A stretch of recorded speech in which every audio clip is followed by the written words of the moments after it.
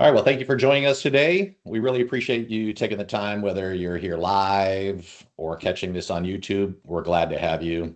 Couple of quick housekeeping items before we dive in. If you have questions during the presentation, please use the Q&A button at the bottom of your screen. We'll be monitoring those throughout the webinar to validate that if you have any questions, we can get those answers for you.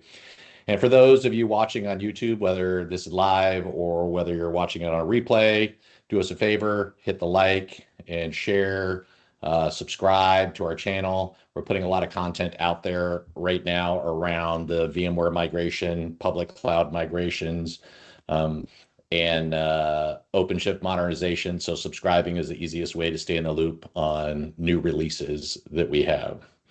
So, all right, with that, we'll get started. My name is Todd Millard, and I'm the CEO of Crossvale.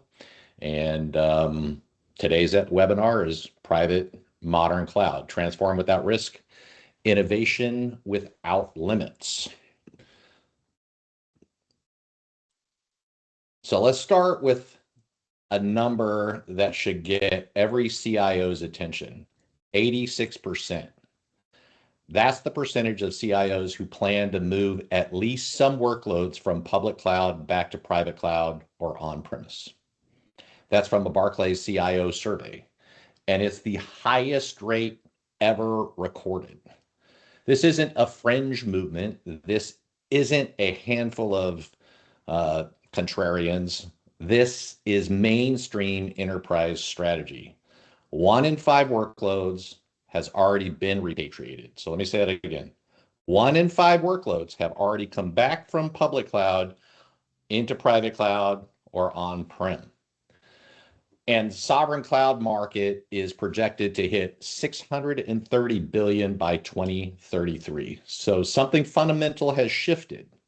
The question isn't whether cloud repatriation is real. The question is, do you have a plan for your workloads?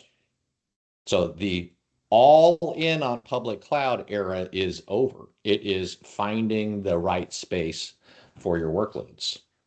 And I'll send out this deck at the end of this, and I have footnotes in most of this deck where this data is coming from. So you can go validate this data yourself and not just believe it from us. So before we dive in, let me introduce who's in the room. Crossvale has recently been acquired by Options Technology.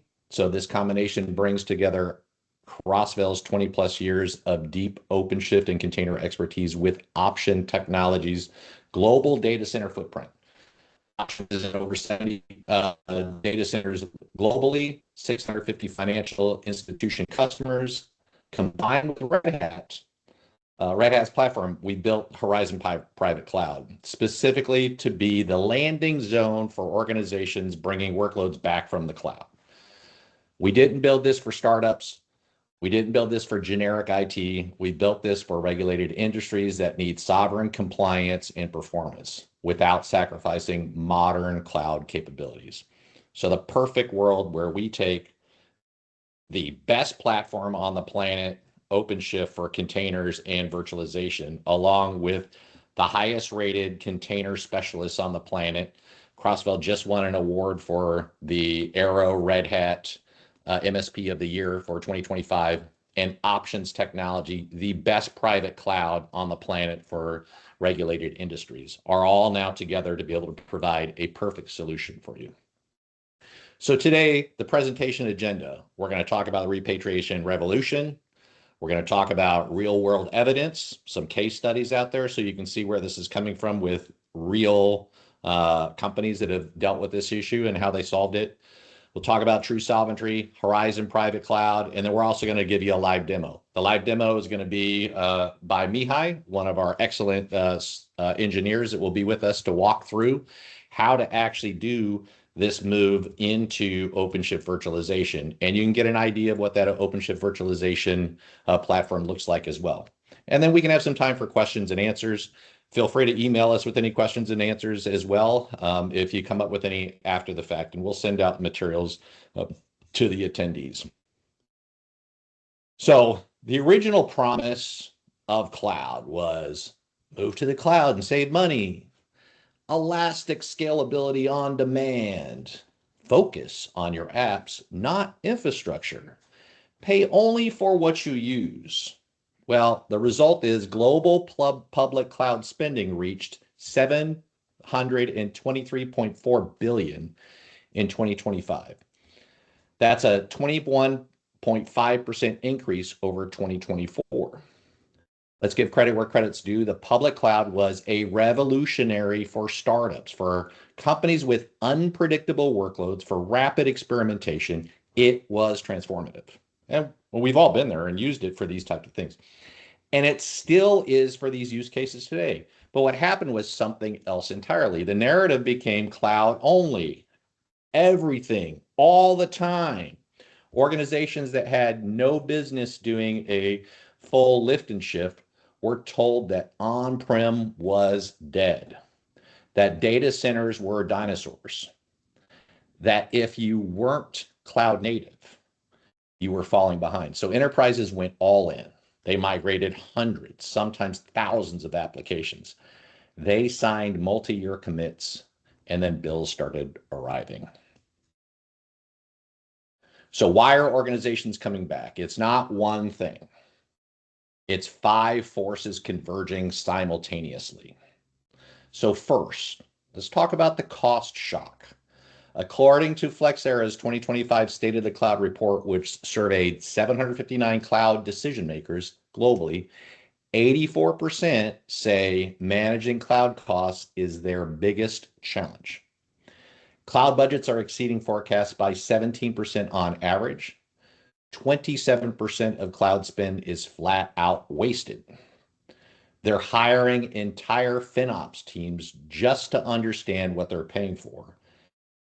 And frankly, that's overhead that they never factored in on the total cost of ownership calculations. Second is compliance. Things like DORA is now affecting Europe, where financial institutions have to demonstrate operational resiliency and maintain control over critical services. In November 2025, EU regulators formally designated AWS, Google, and Microsoft as critical third-party providers, which means increased scrutiny, mandatory exit plans, and demonstrated portability. And the U.S. Cloud Act explicitly states that U.S. providers must disclose data regardless of where it is physically stored. For a global financial institution or highly compliant organization out there, this creates real jurisdictional issues with you guys out there. Third is performance. If you're running trading systems, payment processing, real-time analytics, you need predictable, low latency performance. Multi-tenant public cloud can't guarantee that. Fourth is the lock-in. The EU Data Act is now switching rules, went into effect in September 2025, and hyperscalers are already responding. AWS waived 250,000 in egress fees for 37 signals, and Google has eliminated certain transfer fees. The walls are coming down. And fifth, AI, running consistent AI workloads on dedicated private infrastructure is dramatically more cost-effective than public cloud GPU instances. You take all of these things and you put them all together, and this is where we start to see this massive influx of repatriation. So let me talk to you about Geico. Here's an example. This is Warren Buffett's insurance company, the third largest auto insurer in the United States with nearly 40 billion in revenue. Geico started migrating to the cloud in 2013. By 2020, they had 80% of their workloads in public cloud across 8 different providers. That's huge, right? That's a lot that they did. They were spending over 300 million a year. And what did they get for it? The outcome that they had was 2.5 times cost what they had before. Their reliability actually decreased. Rebecca Weekly, their VP of Platform Infrastructure Engineering, said it plainly. Just running legacy apps in the cloud is prohibitively expensive. So you got to think about this. This is from an organization that went all in and did this, and then this is what they're saying on the back end after they've done it. So what are they doing? They're repatriating. They built 2 new co-location facilities with over 1,000 OpenShift container platform servers. The results so far, 50% cost reduction per compute core, over 60% cost reduction per gigabyte of storage. They're targeting at least 50% of workloads repatriated by 2029. This isn't theory. This is the third largest insurer in America saying, we tried the cloud, it didn't deliver, we're coming back. Next, let's talk about 37 Signals. This is the most publicly documented cloud exit in history. David Hansen documented every step publicly. Their AWS bill was $3.2 million a year. They invested $600,000 in servers, put them in co-location, and migrated everything off of AWS. The hardware paid for itself in less than 6 months. First clean year of savings was nearly $2 million. Total projected savings over 5 years, over $10 million. And the operations team didn't grow. There were no hidden costs. Now 37 Signals isn't a financial institution like many of you are, but they don't have your compliance requirements either. But the economics are universal. If you have stable, predictable workloads, you are overpaying in public cloud, whether you're in financial services or whether you're outside of financial services. Another example, Dropbox is the original cloud repatriation story. They were literally built on AWS. Their entire plan started on AWS and they grew on AWS. But as they scaled, they realized the economics did not work. They built their own infrastructure in co-location and migrated 90% of their data off AWS. The result, $74.6 million in savings over 2 years. Those are audited numbers from their S1 IPO filings. Verifiable by footnotes here. You can go find this information. Their AWS bill dropped by $92.5 million, even after investing $53 million in their own data centers. The net savings was enormous. Now let me bring this specifically to financial services. You're caught in a regulated squeeze. Things like DORA came effective January 17, 2025. EU regulators formally designated AWS, Google, and Microsoft as critical third-party providers. In November of 2025, the US Cloud Act explicitly applies regardless of where data physically resides. So for a global financial institution, this creates real jurisdictional risk that you have. On top of regulations, you have performance demands that public clouds simply can't guarantee, and cloud budgets are constantly running over forecast. When you take a look at those cloud bills with all those things in there, trying to figure out all of that is a FinOps problem that many people are struggling with. Here's the paradox that no one talks about. When organizations move to the cloud, they shed their infrastructure teams. That was part of the cost savings, right? Hey, I'm not going to need all these extra people in infrastructure. Now to repatriate, you need those exact skills back. And things have changed with those skills. It's not the same skills. And the talent market is worse than ever.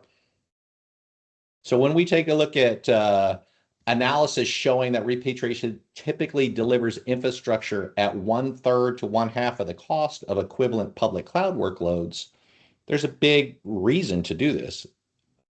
But the business case being clear on cost savings, but who's going to build it? Who's going to run it? And what's your plan to get there? Normally, that's where the conversation dies. When internally they look at this on paper and go, this looks great, but I have no way to be able to do this. We don't have the staff to make this happen.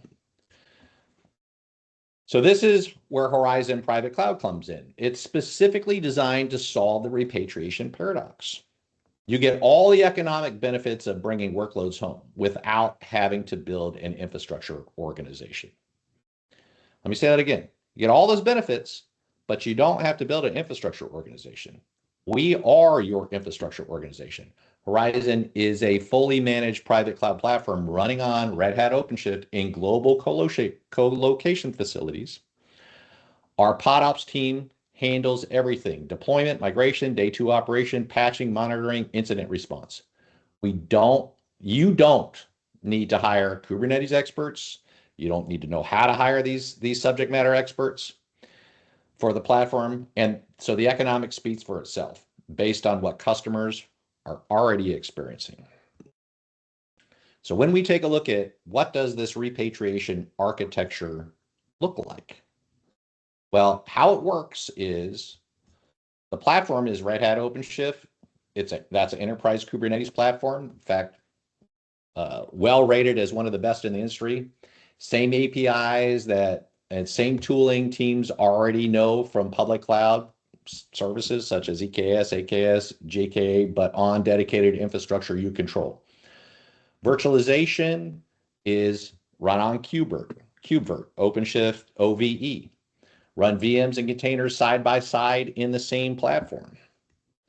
The infrastructure is enterprise grade servers.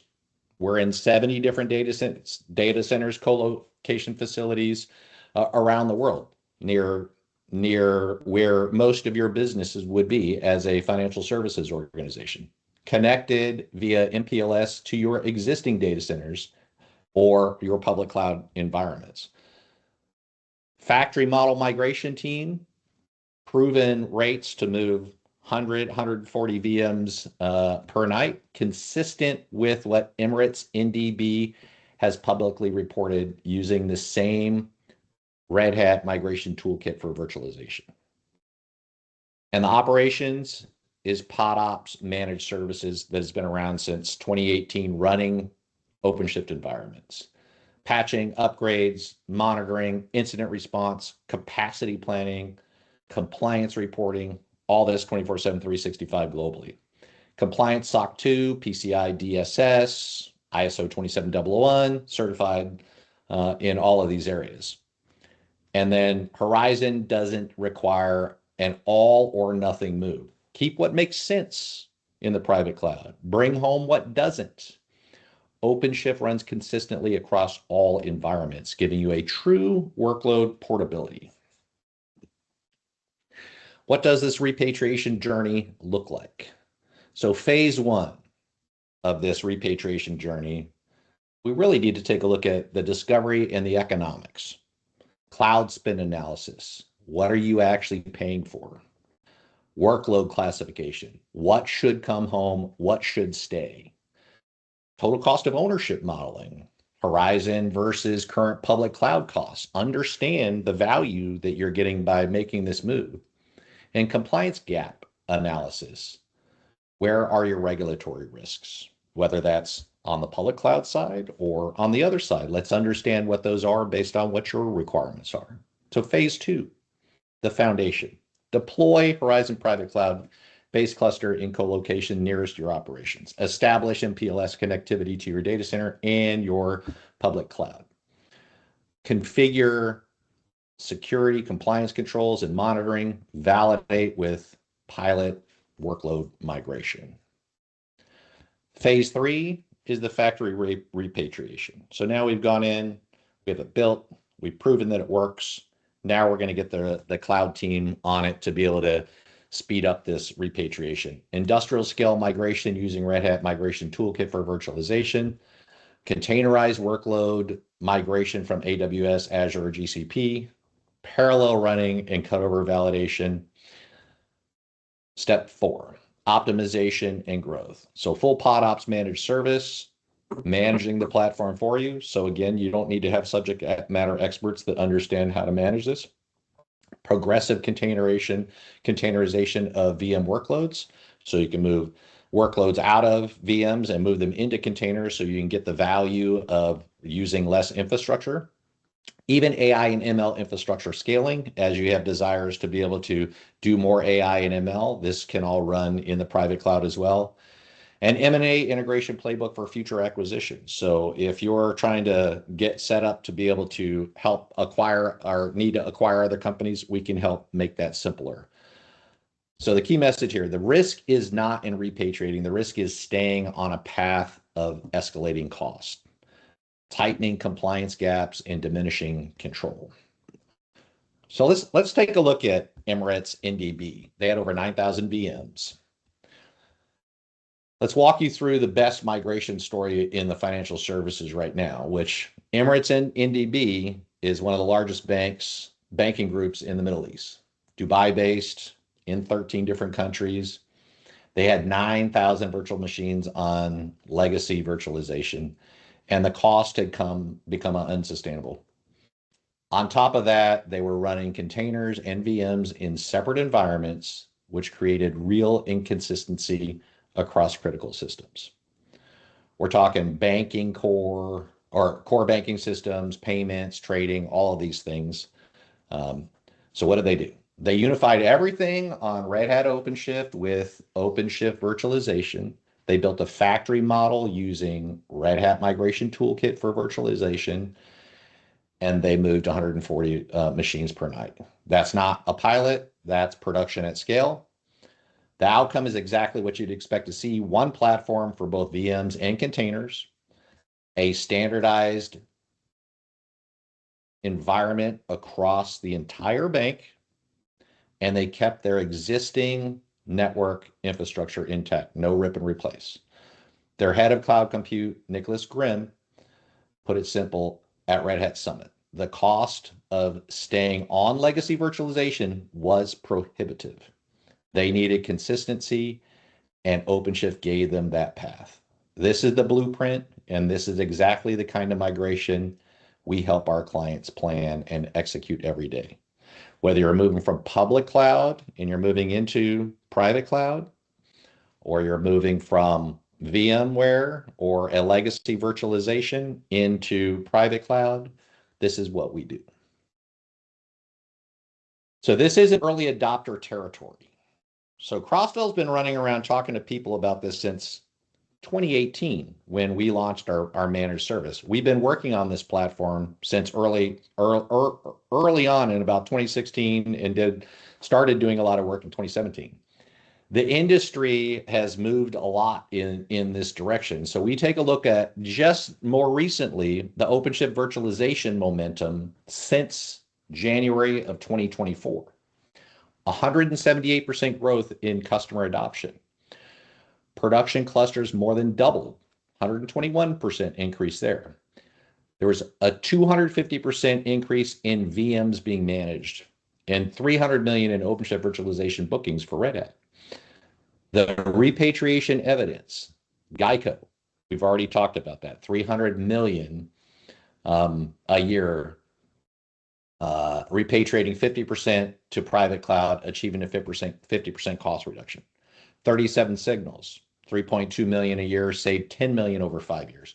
Dropbox saved 74.6 million in 2 years.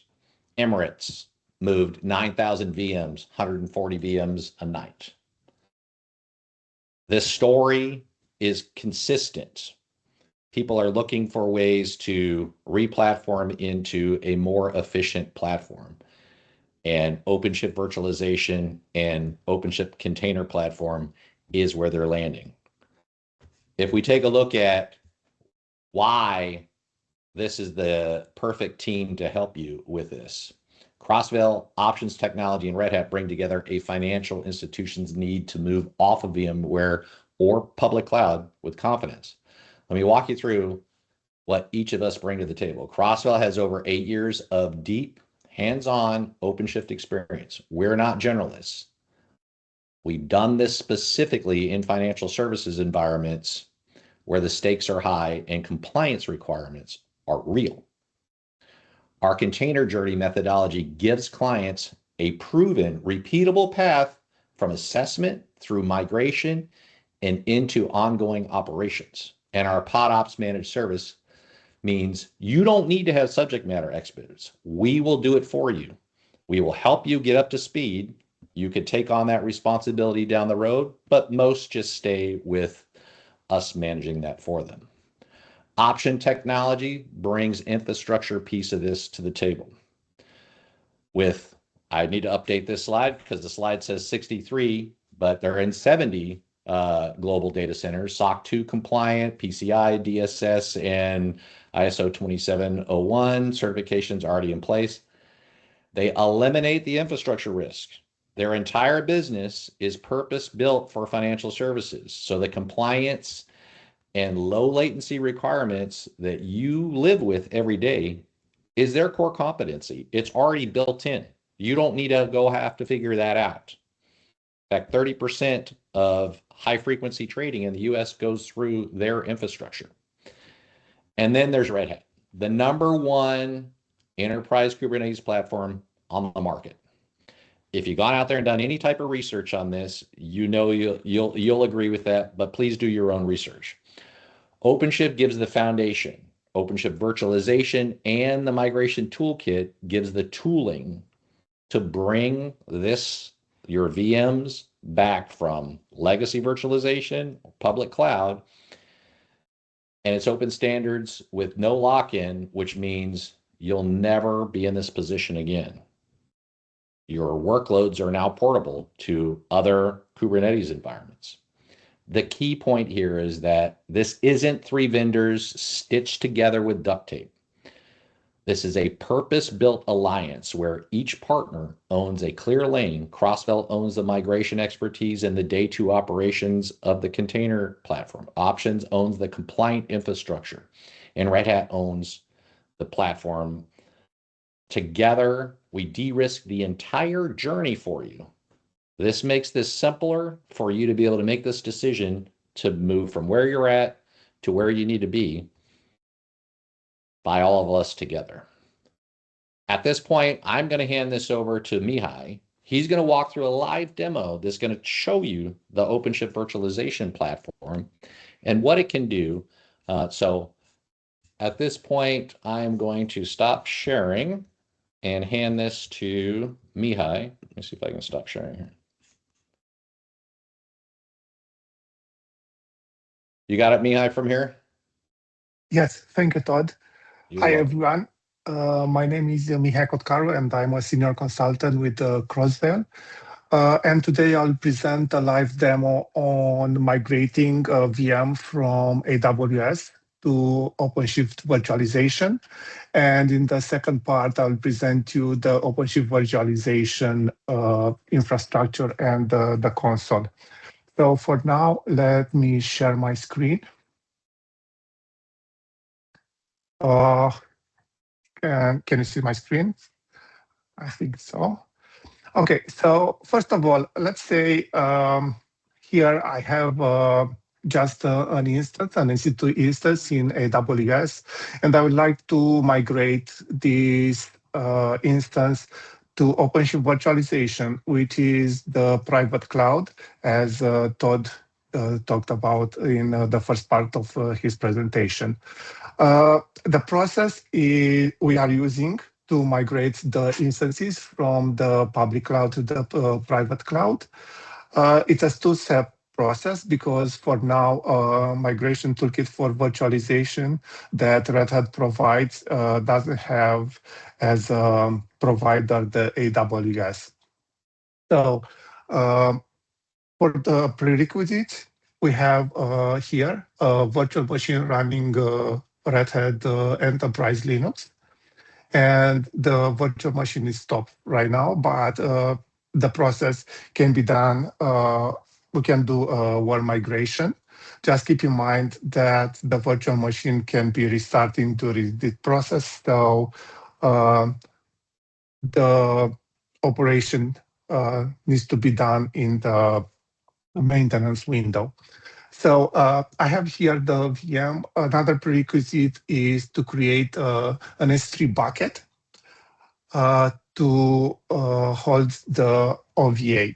So as I said, the process is not only 1 step, it's a 2-step process. We'll migrate this instance to an OVA, Open Virtualization Appliance, which is a standard for virtual machines.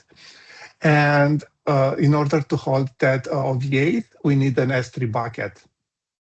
So here I'll already created an S3 bucket, and this S3 bucket, you'll see it here. This S3 bucket requires some specific permission in order to the process to send there the OVA files. As soon as we have the bucket, there is a function for the provided by AWS, and that task is named create instance export task. In order to use this one, this task, we will use Cloud Shell, and in the Cloud Shell, we'll run a command, and this is the command, right? When I'm using the function create instance export task, I'll make a description. The instance ID is the instance ID from my RHEL instance. And the target environment for now is VMware, but pretty much we are exporting to an OVA format, and the disk image will be VMDK. As soon as I run this one, the process will start, and into the S3 bucket will create for me an OVA file. So if I'm going here, I already did the process before, right? So here it's the OVA file resulting from that process. I'll stop the process because I already did. So this OVA files needs to be exported somewhere in my local environment, in my data center, and specifically an NFS server. And doing this, as you can see, I already exported locally into an NFS share on my environment, on my lab. And right now, let's start the process of importing this OVA file resulting from AWS into OpenShift virtualization. As you see here, this is the console for Red Hat OpenShift. And it's not only the virtualization, it's the same console for running containers along with virtual machines. But for now, I could say that this is a local cloud, right? And it's got all the parts to be a local cloud. Red Hat OpenShift, but OpenShift is run by operators, and operators are functions that will provide me with all the settings for my local cloud. What is more important here is the OpenShift virtualization operator that will run virtual machines based on the comfort. And also provided by the Red Hat is the migration toolkit for the virtualization that will allow me to import the virtual machines from other environments to Red Hat OpenShift. Okay, so I already have installed these operators, and as you can see here, I have a virtualization and the migration menu.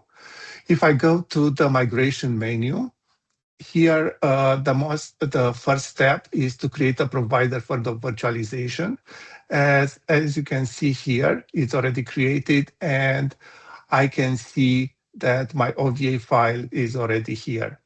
Next step will be to create a migration plan. And this migration plan will allow me to convert from an OVA to a KVM virtual machine running on OpenShift. So if I'm going here to the plan for the virtualization, you see I already run it, right? And this is my plan. And inside here, I have all the steps to run the virtual machine. And this OpenShift migration toolkit for the virtualization will go, it's a pipeline, and will go through some steps to convert the OVA files on my NFS servers to a running virtual machine on OpenShift virtualization. So it created the volumes, and it converted the image from OVA to the convert format required by OpenShift virtualization, transferred the data, and created the virtual machine. For a virtual machine that is 30 gigs inside, you can see here it took me roughly 9 minutes.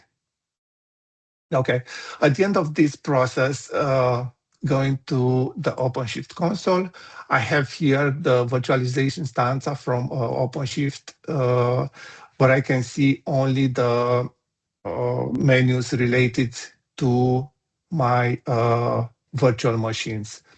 As you can see here, I have up and running virtual machine.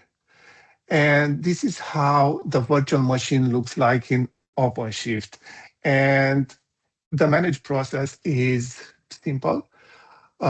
Here on the top, I have I can control the status of my virtual machine. I can start it, stop it, restart it, and pause the virtual machine.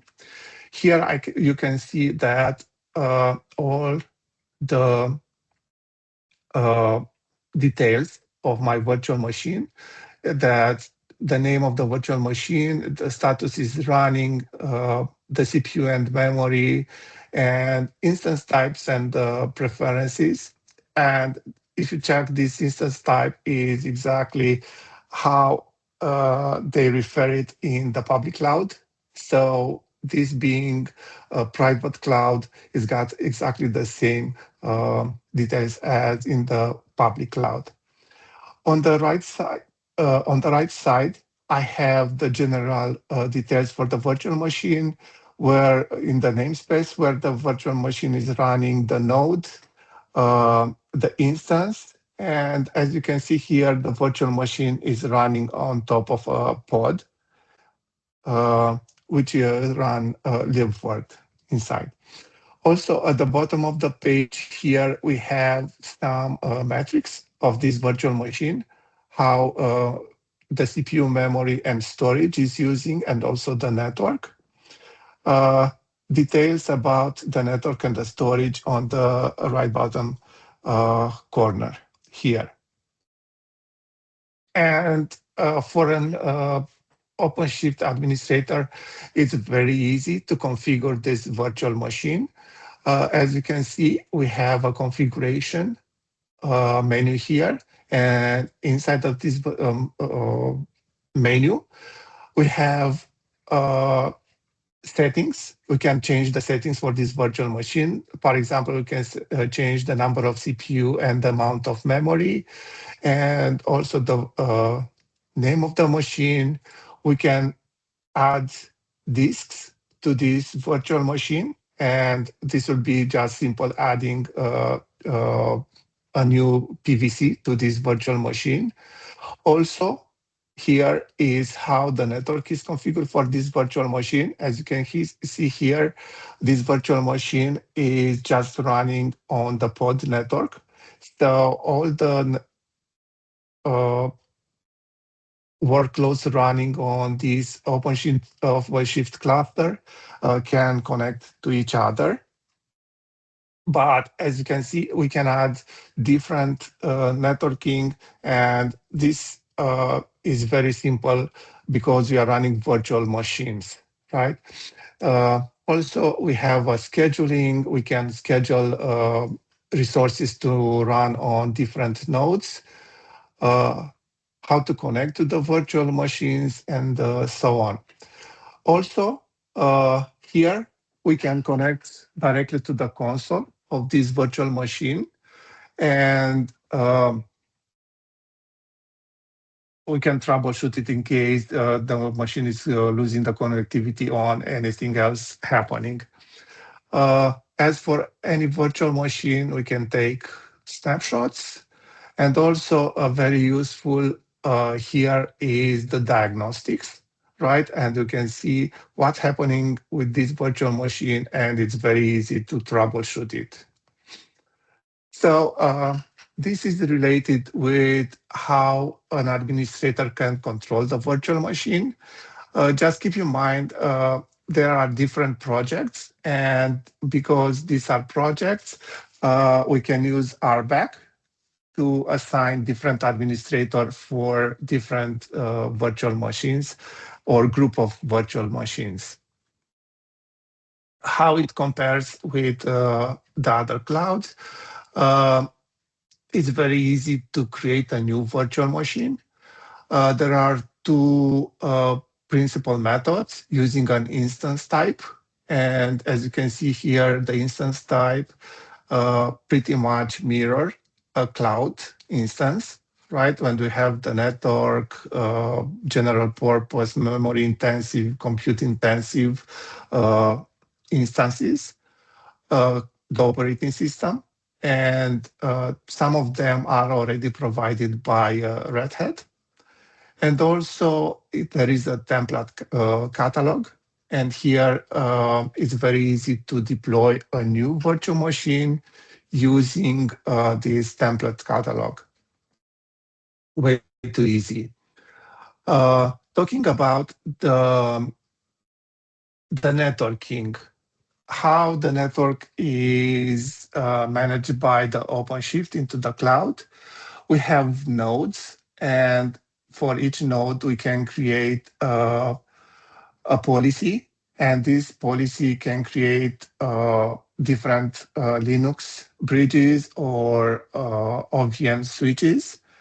And this is how the virtual machine and the network will be managed going forward. Each node has its own connectivity presented by the NICs, network cards.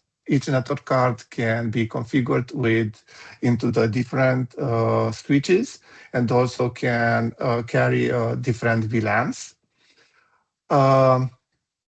What's more important here is the network attachment definition.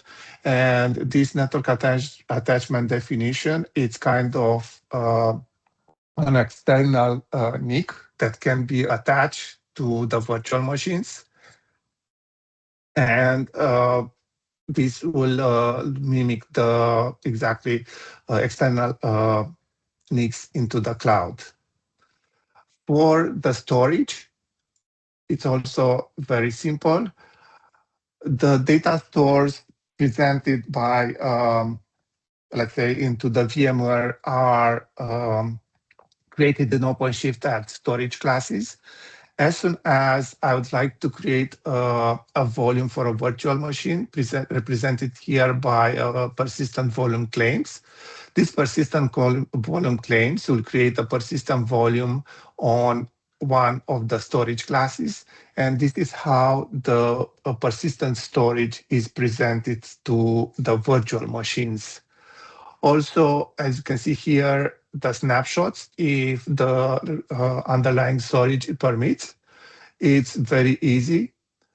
Also for the cloud, what's also important is the observability, the alerting, right? If something happened with my virtual machine, I would like that my monitoring team to receive an alert and go and start troubleshooting for that virtual machine.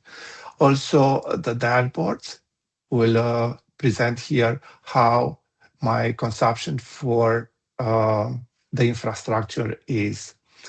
So this being a cloud, just keep in mind that the resources can be made available on demand, right? So if I have an event, right, and I need more resources, the Red Hat OpenShift can scale up the resources, right? So if I have resources available, they will be presented for the workloads. And I will don't go deploy by for the resources. So pretty much this is how OpenShift virtualization looks like. As you can see here, I have all the time a clear idea on my resources consumed into the OpenShift cloud. So, Todd, do you have any questions? Please put them into the Q&A section into this meeting. So, Todd, this was my presentation for OpenShift virtualization. Thank you. Appreciate it very, very much, Mihai. Let me just pull this back up here. Just a couple final slides here to sum this up. So what's the next step? Well, there are 3 different ways to get started. None of them are really very difficult. Cloud spend analysis. So first option, really, let's sit down. Let's take a look at what you're doing in the cloud now. Let's get an understanding of, your cloud infrastructure and classify your workloads to types of complexity. So then when we model the economics of moving to OpenShift virtualization on options infrastructure versus renewing with, like, say, moving over to Broadcom or elsewhere, we can lay out a TCO. We're typically seeing about 40 to 60% savings people are running into in that space, but obviously everybody's contract is different on what you've negotiated or what you have going on. So it really is important to kind of sit down and get a cloud spend analysis done. Second option is private demo. It isn't a slide deck, or marketing video. Let's show you OpenShift virtualization in more detail. We do actually have a full assessment that we could do for you as well. The full assessment takes a look at your workloads, builds a small environment, allows you to see actually your workloads moving from public cloud over into OpenShift virtualization, so you can get a good idea of what that takes to get that done. We do have actually vendors that we work with as well that actually do have some rebates available and some funding available for that. So if you're interested in a full assessment, we may be able to understand what your needs are on that, be able to submit that assessment to one of the vendors and see if they're willing to help out with some of that cost to be able to make that a very low cost solution for you to be able to prove out what you're looking for. Q&A. So some standard questions that we've had that come in around this when we go and talk to clients about this is, we tried to move to the cloud, in the past, and it was a disaster. So our move from the cloud, and it was a disaster. So kind of what's the difference here? And so there's a lot of fear, like failed repatriations usually lack a couple things: a modern landing platform and an operational partner. DIY repatriations into legacy infrastructure is much more difficult and fail because you're solving a new problem with old tools.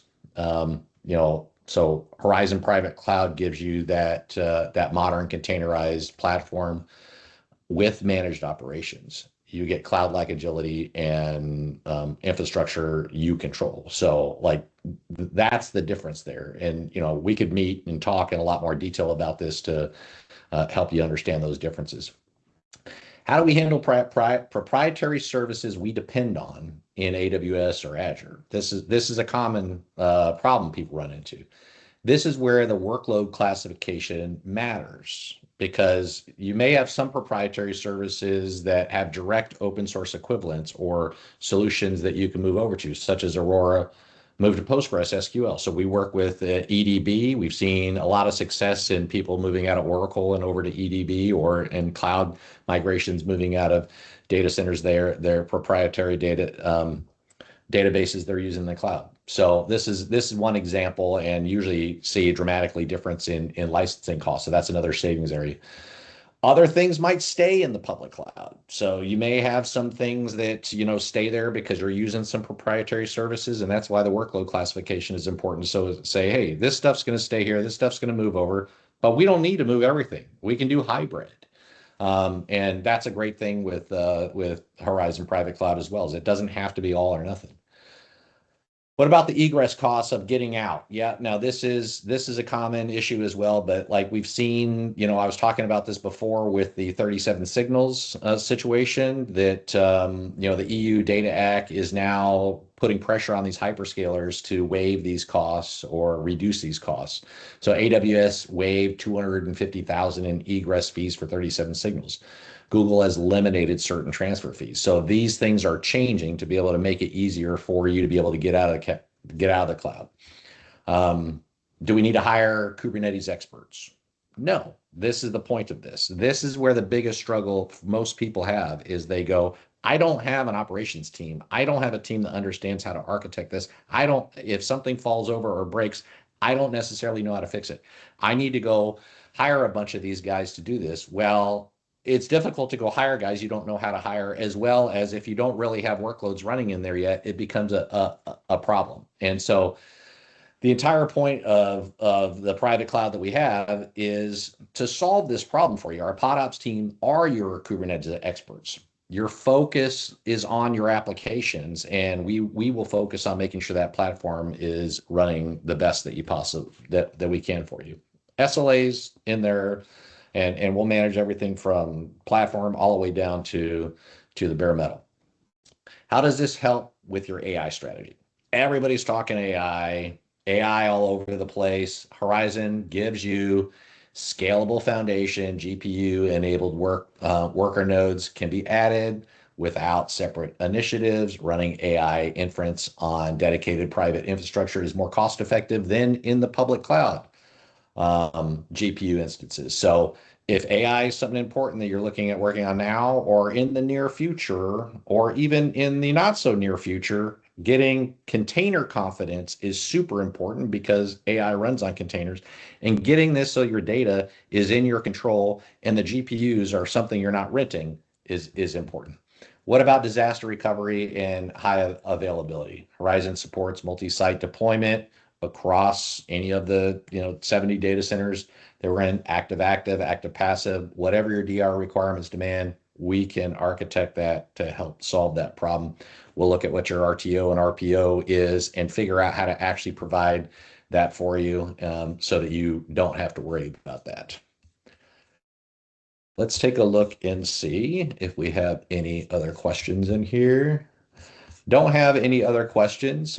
Thank you so much for coming out today. Please reach out to, if you just go to crossvale.com, you can go to contact us, ask any questions there. If you want to have a discussion in more detail about some of the stuff that we talked about, we'd be happy to have a discussion with you and help you get where you need to go.